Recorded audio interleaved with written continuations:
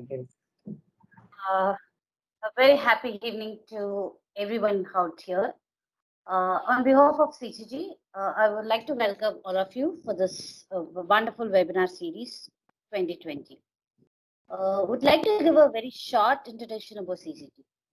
Well, CCG is a 5-year-old forum with awesome professionals from various backgrounds.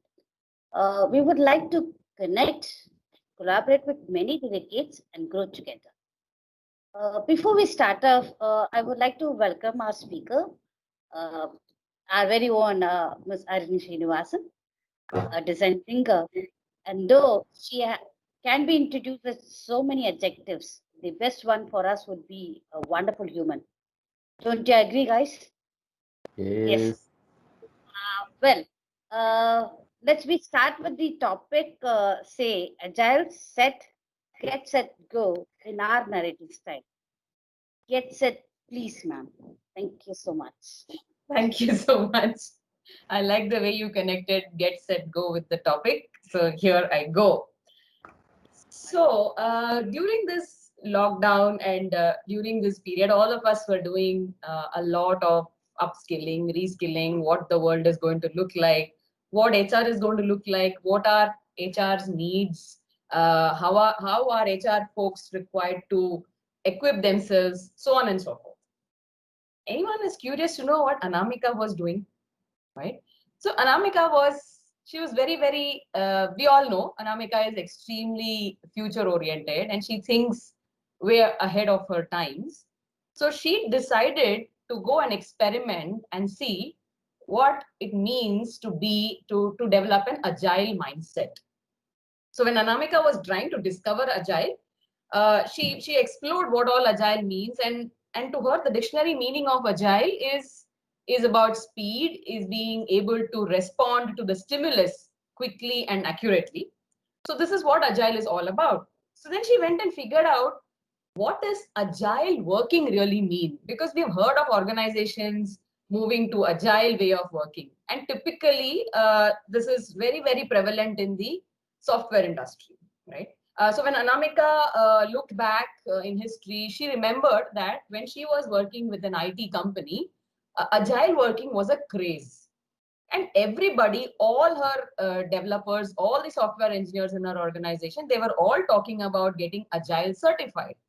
And there were so many roles like scrum masters and agile coaches and so on and so forth. So this was really intriguing. And those days, she didn't know how agile as a concept, uh, what it really meant and whether it can be put to use anywhere else. But then she really felt that if agile is all about responding to the stimulus quickly and accurately, then there has to be something at a conceptual level, which probably we haven't thought about implementing outside of the software way of working. So that's where Anamika's journey into agile in HR actually started. So during the lockdown, she thought, let me go and find out what agile is all about and let me see whether I can draw any parallels towards putting agile for HR.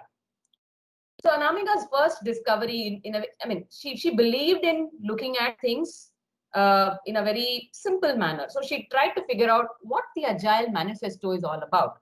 And then she learned Agile Manifesto basically has four tenets or pillars, and 12 principles. So she went around reading what those tenets are and what those principles are. And then she felt, why is it looking like it is only meant for the software engineers or for the developers of our product teams? These are simple behaviors which can very easily be adapted by HR teams. And that's where she decided Agile, get set, go. So looking at the first tenet of the Agile Manifesto, the first tenet says, put individuals and interaction over.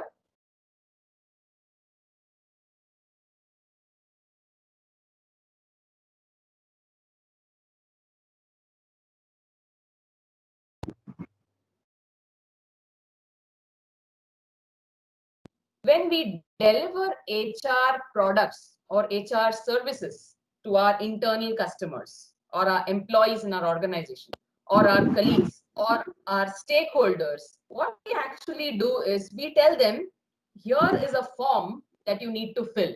Okay, we tell them here is a process that you need to start. Performance appraisal, we tell them here is how you trigger. You put your goals, you do your self appraisal, you click this button, it goes to your manager. Your manager will review it, send it back to you. All those things happen, and ultimately it goes as your performance evaluation. It goes as a record in your folder. So what are we doing in this case? We are actually delivering HR products to our customers as processes and tools. Let's move a little further. What other HR products or services do we deliver? We deliver policies, right? So our internal customers are people who are ultimate consumers of those policies. And how have we been doing policies in the past? We've been writing policies saying this is how a policy should be drafted, and we say this is the policy that is being released. We sometimes sugarcoat it saying we are happy to say that this policy is being released. It is found in this portal. Please go and refer to it, and it is effective so and so date. So now Anamika was wondering, here we are talking about products as processes, tools, and policies. Are we delivering values and principles along with that, right? So she said the first tenet of Agile is if HR could start delivering principles and values, by interacting with people, putting those interactions on top of processes and tools, then you have actually taken care of the first tenet of Agile, right? So she started coming up with ways in which HR can deliver principles and values. So when you are actually releasing a particular policy, or you are training people, inducting them on using a particular process or a methodology in HR, how about telling people what's the value behind it? What's the value they would get out of it? Instead of saying, this is the workflow, click this button, submit this document, upload this, it will go here, it will come back to you. Instead of saying that, how about telling them how it will add value to them? For example, your performance review process is about to begin. Talk about the great things you did. This tool is designed as a platform for you to interact with your manager in an absolutely safe environment. Talk your mind out about all the great things that you have done, and try and get feedback from your manager about what you could do better the next time. How about showing them the value instead of saying it is that time of the year once again where we are kickstarting the performance appraisal process. The form is available on this link. Click that, open the form, fill your self-appraisal and submit to your manager. In the second example, you're talking about processes and tools. In the first way of saying, we are actually telling the employee what is the kind of value this whole process adds to their existence in the organization. It's kind of building the purpose or reinforcing the purpose. So Anamika was thinking that amazing. So when it is possible to bring the first tenet of Agile into practice, let's dig deeper. So she then went on to see what is the second tenet, and she was trying to see how you can superimpose it on what you do in HR. So the second tenet of the typical Agile manifesto, the second tenet says, put working software over comprehensive documentation. So she was thinking, while in HR, we cannot really deliver, we do not really deliver software products or services, but we can still tweak this a little bit to deliver what Agile really wants to deliver as a mindset. So she thought, if I have a problem statement with me for me to deal with in HR, somebody comes to me with a need statement, instead of giving that person a policy to address that need, what if I first give that person a prototype of that policy so that the end consumer or the key stakeholder for whom the pain is maximum is able to fiddle around with that prototype a little, test it, and tell me if it is good to go, and then I release that policy as a solution. Then Anamika was suddenly reminded, isn't that not the basis of design thinking as a way of thinking? So Anamika decided that she's going to apply design thinking, which she had learned some time ago. She had done a certification for herself in design thinking, and she thought, this is definitely, design thinking is something which is people-centric. And Agile is also saying put interactions and people above processes and tools. So there has to be a strong correlation. So let me start applying the principles or the framework of design thinking and manage the second tenet of Agile, right? So the second tenet of Agile of delivering a prototype instead of releasing a comprehensive documentation was Anamika's answer of getting the second tenet of Agile up and running within HR. So she was amazed because out of the 4 tenets, she's already found ways to ensure that 2 of the tenets are ready to go. The third tenet is customer collaboration to be put over contract negotiation. So Anamika was wondering that when somebody comes to HR seeking a solution, we're not talking about policies and processes for the moment. We're talking of a real crisis situation, right? So a group of people come to Anamika and this typically happens. All of us in HR must be facing it day in and day out. People come to your desk and they are in a situation, they're seeking help and support from you. What do we typically do at that time? We try to get into a negotiation saying, this is the rule, this is how it should be done. Uh, you are not able to do it this way, so I'm sorry, I can't help you. There are lots of times when someone comes to you with a crisis or a situation, we end up giving them the rule book. Instead of that, if we are able to sit down with them, take take control of biases, be non-judgmental, and give a good hearing to what the problem really is, and try and see if there is a way that you can co-create a solution.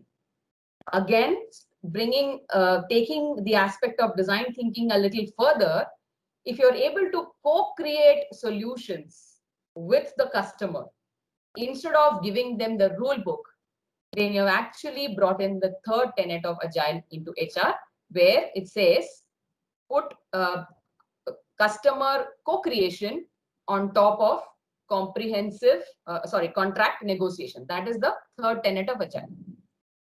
Now, while all this is possible, once again, a typical scenario in HR is when you are, when you are implementing a large project in the organization. Let's say you're actually creating, you designed a learning management system and you are deploying it organization wide. Okay. So if you would do it in a traditional way, what you would do is you would have done all your research on what the training needs are, how effectiveness needs to be measured, what dashboard should look like. You would have done a lot of research, benchmarking, found out data, and created something. And you would go ahead and release it big bang. You would put a date, you would do a lot of campaigning, right? You would build a lot of momentum for the release of this new system. You will put a lot of training schedules in place where employees and users will be taught how to use the system, so on and so forth. And you will do extensive campaigning and release it. This is a traditional thinking. So when you release a system that people want, okay, you go ahead and you release it big bang. Suppose there is something that is not taking care of the need of the customer, in which case the employees. If there is something which is not taking care of their need, then the whole implementation becomes useless and time and effort and money is lost. The risk is greater when you go big bang and you deliver. Okay. So the fourth tenet of the Agile Manifesto is responding to changes over following a plan. So while it is fantastic to have a plan and follow through, it's equally important, or sometimes rather more important, to be aware of what are the changes that are happening in the scenarios around you, which can impact the success or failure of this plan. And it's absolutely important to make those incremental changes as you progress. And therefore, when you fail early. Like we say in design thinking, in Agile also, when you fail early, thereby you minimize the risk of loss of money, effort, and time. So if you want to look at monetizing all this effort, you were able to convert it into an investment or a dollar value or a rupee value, you will notice that failing at the end of a big bang is a lot more expensive than multiple smaller failures at incremental stages. And that is how you bring the fourth tenet of Agile in the HR space, right? So these were the four tenets, and Anamika was extremely impressed with the way Agile can be brought into the workplace very easily. Now she was wondering, how do I put this across to my management? Because a typical question will be, Agile is something meant for a software engineering company, right? We are not an Agile organization and it is not applicable to us. How can you bring Agile into HR? So this was something that Anamika was preparing herself for if she were asked by management. And remember, Anamika, having done her design thinking course, she is very, very conscious about making a business case, a strong business case, a validated business case before she does anything. So as she was building the business case for Agile, she realized that Agile is actually a methodology and a way of working. It is not meant to be a set of tools, right? Unfortunately, Agile, which itself talks of putting people and interactions on top of processes and tools, unfortunately, the same Agile which talks of this has itself started looking like a tool. Or I would say Agile has been implemented like a tool by organizations. So that is the first myth that Anamika decided to bust in front of her management team when she decided to bring in Agile in HR. She also wanted to give them a couple of really strong points on how it would be a successful experiment.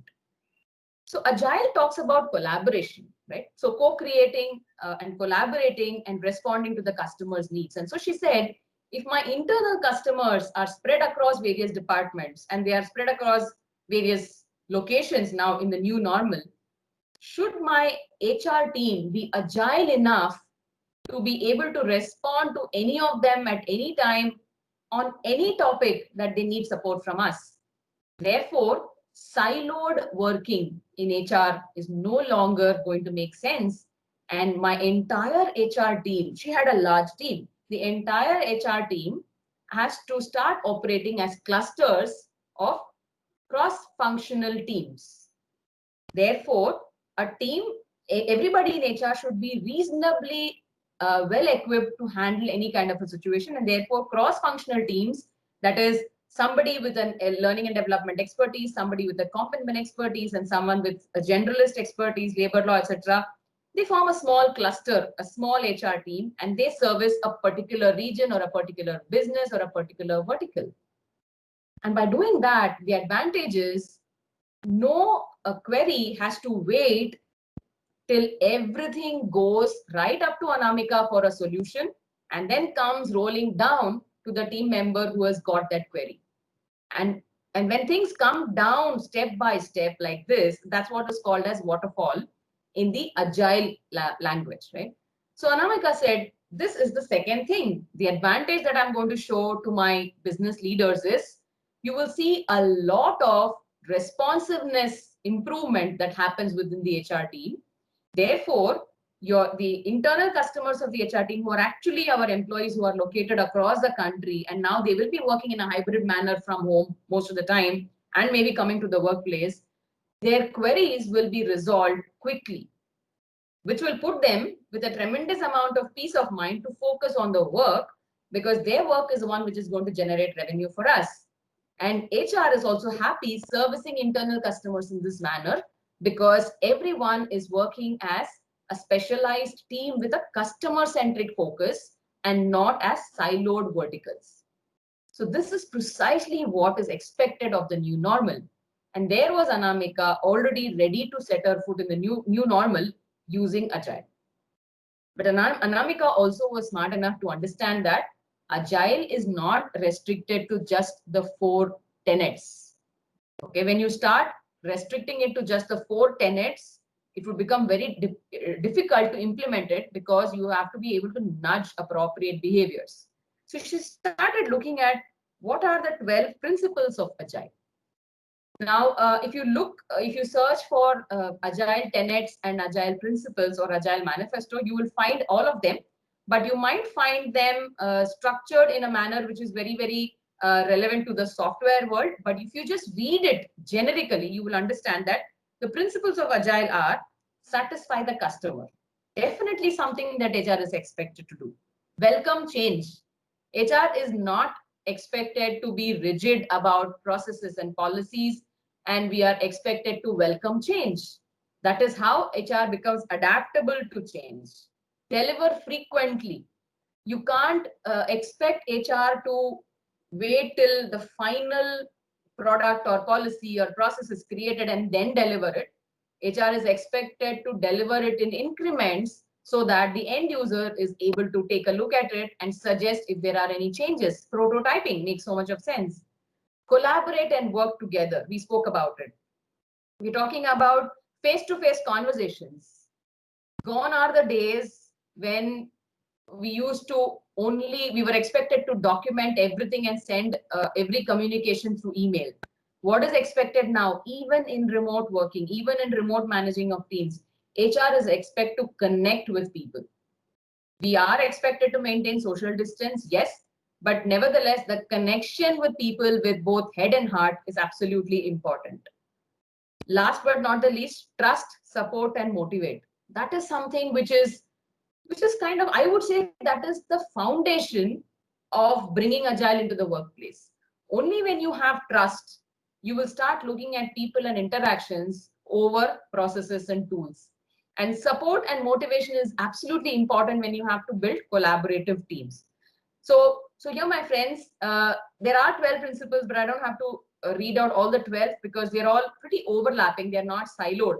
But basically, Agile talks about putting people at the center of everything and building your processes and tools around people, being customer centric, customer focused, so that you're able to anticipate the customer's needs and deliver value to the customer rather than building something based on an initial conversation regarding a requirement. Agile is expecting you to make incremental changes and keep connecting back to the customer and working in an agile loop. So if it is possible for an organization that delivers products and services, HR is definitely an organization which delivers services and sometimes products as well. We do create tools, HR tools. So when you're designing products and services for HR, think agile, get set, go, and you will reach your destination with a much higher momentum. With that, the 20-minute monologue ends and the floor is open for discussion.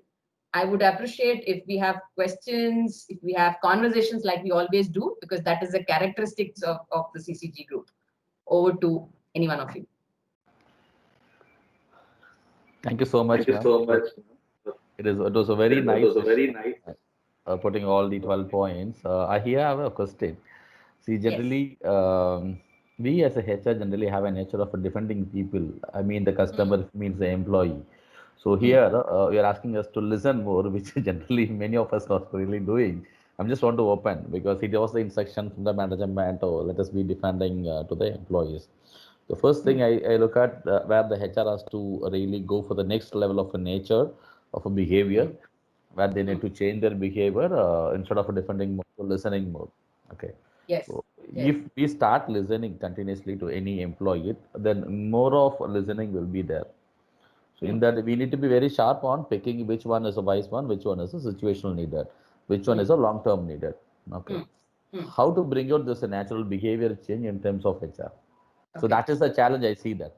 Yeah. So so very simply put, like I always say, if you learn to balance your head and heart, okay, you have to decide when to be pragmatic and when to be a little emotional.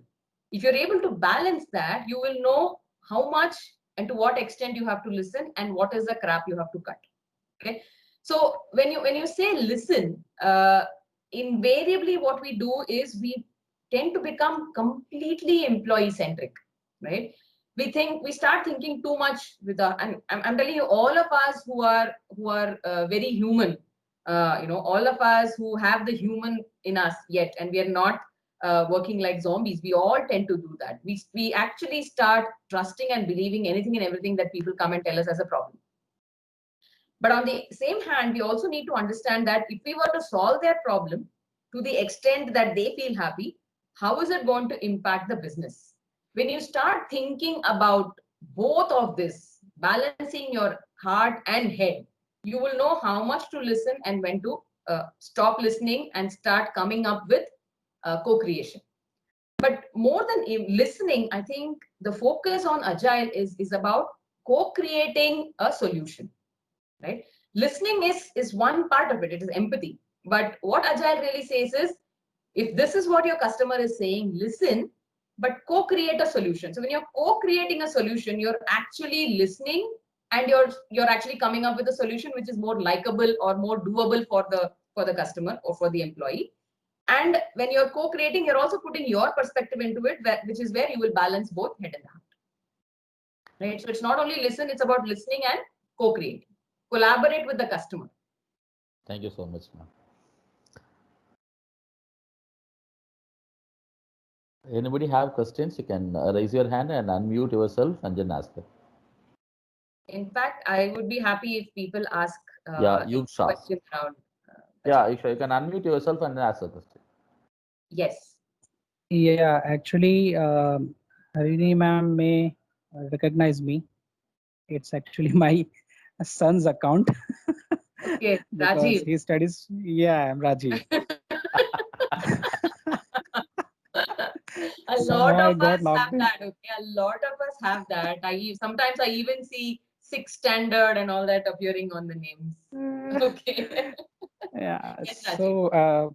So my question is with reference to agile as a term, because most of the time when we hear this term, we hear this in context of an organization, that how either maybe a organization or a team or a department, means it will be mostly connected with group of people. Now, when we know that agility definitely helps organization or team, how it will be more beneficial for an individual to remain agile and to have agility as a value? Okay. Okay. Fantastic question, Rajiv. See, the beauty about agile as a concept is precisely that it is, like you said, agility can become a value, okay, an individual value. Because what being agile is actually talking about is, it is saying that do not have a thinking that your solution is the best solution, okay, and it says do not compartmentalize anything into processes and tools. Look at the human aspect of it. So when you start thinking and working in an agile manner, you're actually putting people and interactions on top of processes and tools. That itself makes you a very different individual. Believe me, that is how I have evolved as a person. There was a time when I was actually very well known for being an arrogant and a very assertive individual, because I believed that I have all the answers and this is the way things have to be done. Over a period of time, when I started evolving as a human being, when I started maturing with age, I realized that when I speak with people, I seek their ideas for their own problems and I facilitate a solution instead of dictating a solution. Okay, when I'm putting people and interactions above process and tools, it makes me a better individual. Okay, when I'm able to show people something that they can look and feel, instead of giving them a document which is difficult to read, right, then I'm becoming a better individual in their eyes. Okay, it becomes my value. The third thing is, when someone comes to me with a problem and I'm able to facilitate a solution by collaborating with them, rather than negotiating, you're supposed to do this, if you don't do this anyways that will happen because that is a rule, it's making me an empathetic leader, right? And finally, of course, if I'm able to go back and connect with people and make my entire delivery iterative, I'm actually being cost prudent, which is typically one of the most important core values for any organization. So if agile becomes my way of working as an individual, let's forget HR. Let's forget agile as a methodology in the organization. Let's forget agile organizations. Let's look at an individual, like you said. If I'm able to bring all of this in the way I work, in the way I think, I become a much more loved and appreciated leader. Okay, so look at the core concepts of agile and keep aside how agile is a tool. And that's actually the myth which I again want to break, that agile is not a tool. Agile is a concept. And if you imbibe that concept in the way you think and the way you work, you definitely will emerge as a much loved and admired leader. And I think if you go back and look at, if you think of anyone whom you admire as a leader, you will notice that somewhere the principles, that the tenets of agile will be visible in the way they have been taking decisions. So actually that will be a good exercise. If any of you, just for fun, think about a leader you admire and try to see if the 4 tenets of agile are did appear in the way they worked, the way they dealt with people. And probably that's why you admire them as a leader. I hope I've answered your question, Rajiv. Yes, very much. In hello, fact, the madam. first tenets itself is principles and values which you should. So we can definitely connect on that. Hello, madam. How are you? I'm This is good. Arun Prasad. Yes, sir. Arun I Prasad. was waiting for you. Yeah. Actually, this the concept of agile. Leaders actually, even the successful leaders actually, are they really following? Is my in a war room session, because I actually, as a successful leader, he has seen successes as a destination point and he is continuously seeing it. See, he is actually encouraging in a war room or boardroom. He is asking, "Can I want views from everybody? I want views from everybody. I want views from everybody." But actually, what I see is at the end of the 4 hour or 5 hour session in the boardroom, his only thing at the end of the thing is he is trying to make everyone become consensus to Agree with his ideas. views. Agree with his Yes. views. Yes. So Yes. he wants, everybody wants to accept his views. You see, it doesn't actually, there is no actual participation, Correct. but he is actually pulling over everybody's views to his thing and makes everybody agree. That's what I see actually. Yes. Yes. Yeah, you're right. So you're right. So what happens is, it's very easy to say that yes, we know what brainstorming is. Yes, we know what it means to get consensus from others. But what you have to see is which are those leaders whose methodology of getting consensus is appreciated and loved by all. Okay, so agile is all about providing value and not processes, right?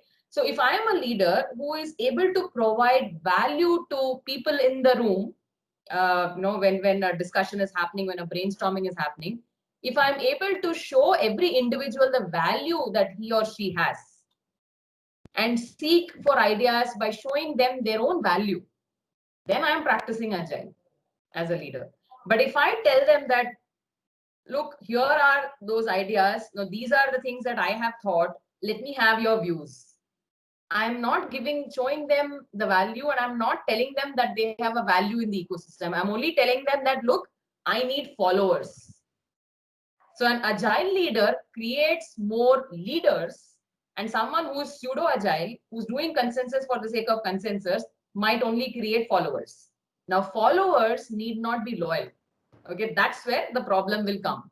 When the leadership changes, or when they find someone else who is providing them value, their loyalty will shift and they become loyal to the other leaders. So if you look at the most loved leaders, when I say most loved leaders, I'm not looking at who gets maximum number of likes on social media, because that is not love, that is like, right? The most loved leaders are, if you close your eyes and if you think of somebody who has made an impact in your life as a leader, somebody, it will definitely be someone who gave you value as an individual.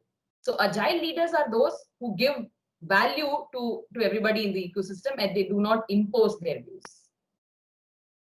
It's not very easy to find agile leaders, if you ask me. Yeah, that's wonderful. That's wonderful actually. But as I said, actually, they never tell what is the agenda. Agenda is hidden. Yes, Whatever yes. they keep. And I'm glad you brought the point of agenda, Arun, because one of the other things in the principles of Agile, if you see 12 principles, I didn't go through all of them for want of time, but if you see, one of it is actually transparency. Because when you have to really bring about collaboration, there's a difference between, cooperation and collaboration. Okay, for cooperation, even if you say that, okay, I need your support and people will cooperate because we are friends, we are colleagues, it's fine. But when you're talking of collaboration, people have to put in some discretionary effort so that the whole thing works. And for people to really trust you and put that discretionary effort of their own, there has to be transparency. And you're absolutely right. Agile leaders are very, very transparent. They speak loudly about the why. They give the big picture. They show the vision. They don't tell you the tasks. They show the vision. So those are agile leaders. Agile leaders in the true sense. Brilliant point, Arun. That was great, madam. Thank you That was so much great, for that. actually. Yeah, Because wonderful, that's madam. the beauty Awesome. of this 2020 concept. When people like you actually raise a question, it triggers those points which I might have missed, and that's really the beauty of this concept. This is a deliberation that happens. I love it. Thank you, madam. Thank you so much. We can take a couple of questions, I guess. Hello, good evening, ma'am. Good evening. Yeah, so I want to know that what could be the need analysis for Sorry, I didn't get you. Can you repeat?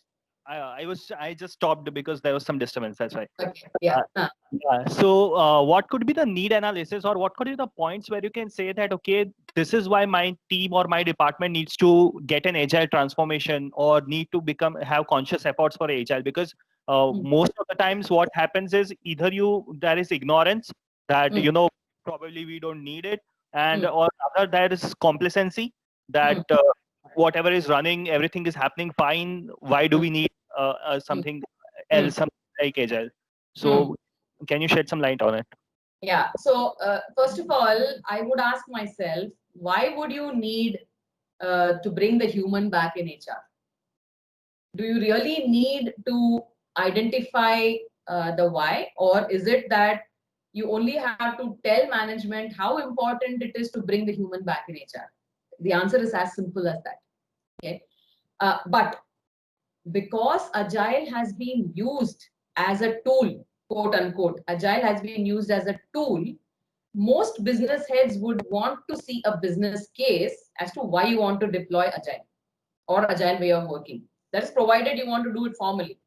But if you want to bring in Agile as your own way of working, build your own teams that are Agile, you can showcase to management after a quarter to see how the results are because of the Agile working. When you're having cross-functional teams which are customer focused, you will definitely be able to see a lot of credibility that HR gets when you're doing that. But if you have to do a formal deployment of Agile and you need the management's buy-in in it, you have to build a business case. And how you build a business case is you'll have to demonstrate scenarios where you can use certain metrics like response time by HR. That can be a metric. And you can say that if Agile way of working is deployed, the response time of HR will be greatly improved, maybe by 60%. Because that's a big grievance that people have, that HR does not respond. That's something. You can have another metric saying the number of creative ideas that HR gives when there is a problem, or proactiveness of HR. That can be a metric. Improving your customer satisfaction in your survey, that could be a metric. So you can think of all these outcomes that will happen when Agile working is implemented and build a business case around it. But definitely there is no need to identify whether Agile is required or not, because there is no need to really identify and prove to yourself that being human is required or not. Yeah. Right. Thank you, ma'am. You're welcome. My clock is about to strike 9, so we can take maybe another question. Ma'am, I'm Mala here. Hi, Mala. Hi, ma'am. Ma'am, actually, a question from my end. Yes. Do you think only the HR need to be agile, or each and every individual needs an agility? I mean what I say. Brilliant question. Again, just like Arun, I must thank you for bringing it up. It is not only about HR having to be agile. So there are two concepts. One is agile in HR, which I spoke about. The other concept is HR in agile. Okay, so that is where HR would actually play a major role in bringing agile as a behavior within the organization. And why not? Because all you're talking about is putting people above processes and tools. It is applicable to anybody. Okay, even for your engineers who are dealing with customers, it is applicable. So making your teams more collaborative instead of becoming a negotiating team, that will amazingly improve your customer relations score for your organization. Okay, when your organization learns to deliver to customer satisfaction by doing incremental changes and getting into an iterative mode, nothing like it. So all the tenets of agile, if you put it into practice in your organization, wherever there are collaborative or interactions between departments, teams, and functions, it is going to deliver better outcomes. So since HR has got the expertise of leveraging people behavior for the right outcomes, I think HR has a major role to play, first in getting agile in HR, and second is in driving agile in the organization. So that is where HR in agile becomes a key aspect, which was kind of forgotten in the past. In the past, when product development teams became agile, they really did not look at HR being a part of it. And a lot of us in HR also were comfortable saying this is not our domain, right? But if you look at it, it's all about behavior. So you're right, organizations should become agile in the sense, develop the agile mindset. Thanks, ma'am. I was expecting the same actually, since HR is not the only person who is going to increase, either the revenue or something like that, for the organization, but it's the whole, each and every individual who has to be a part and they should feel that this is mine and this is my organization. So that feel makes, the success of the organization and the success of the individual as well. Right, Absolutely. ma'am? Absolutely. And just imagine if HR takes an initiative and plays a role in developing that mindset in the organization, who will deny HR a seat at the table? Okay, HR not having a seat at the table is a big grievance by a lot of HR leaders. But if HR is able to drive the right mindset in the organization, which is actually resulting in amazing business outcomes, nobody will deny HR a seat at the table. And that's how HR builds its credibility. So that's the reason, if you bring agile in HR and you extrapolate it to the rest of the organization, then you are a key driver of the right behaviors in the business. And that's an amazing thing any business would love to have. Thanks, ma'am. That was a wonderful answer from your end. Thank you so much. You're welcome. Gayatri? Yes. Gayatri. I think no more questions. Is there anybody having one question? Last question? It's not a question. I'm Prabhakaran here. Yes, sir. I have a big thank you for you, madam, because it's so much of text in a short span of time. I'm unable to comprehend that load. Is that a compliment, or you want me to slow down a lot more? This time Anamika was quite fast, I know. Anamika is very enthusiastic now, so she is learning too much. I will ask her to slow down. Maybe we have to shift from 2020 to 50-50, madam. Thank you so much. Discussion for our face-to-face grand event, hopefully soon. Sure. Sure, ma'am. Definitely, ma'am. That we will work it out, ma'am. But it's wonderful to have people like Prabhakaran sir and Arun and all here. It's amazing to have people with so many years of experience behind their back and actually having discussions. It's my pleasure. We are blessed to have your frequent lectures, ma'am. Thank you. Gayatri? Yes, Gayatri. We can wind up. Yes, Mr. Prakash. Once again, it's a wonderful insight from your side, ma'am. Thank you so much for that. And we will definitely try to implement at the right point of time in our career. On behalf of CCG team, we are very much grateful to you and the support that you give to us. Thank you so much, ma'am. Thank you, ma'am. Thank you so much. Pleasure is mine, and everybody stay safe. Take care. Thank you. And thank you once again, Thank you, ma'am. madam. Thank you so much. Thank you. Thank you so much for ma'am. joining. Thank you all. so much. Thank you.